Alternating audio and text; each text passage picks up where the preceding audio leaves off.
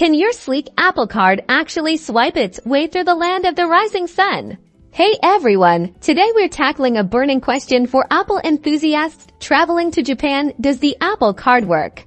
And where can you actually use it? The short answer, it's complicated. See, the Apple Card is a MasterCard, which is accepted in many places worldwide. However, its primary function is through Apple Pay, which relies on NFC contactless payments. The Apple Card itself doesn't have a physical chip the same way many other cards do. We need Apple Pay for in-person transactions. Let's quickly check you've added your Apple Card correctly to your wallet. Open your wallet app and select your Apple Card to see the card details. Here's the catch. While Japan does have contactless payment infrastructure, it primarily uses a different standard than NFC. It uses technologies like Felica, which powers Suica and Pasmo cards used for transit and payments. Therefore, smaller businesses are less likely to have NFC contactless payment. Sometimes you'll stumble upon the right point of sale system, often in bigger retailers. Large department stores, some chain restaurants and hotels often accept Apple Pay,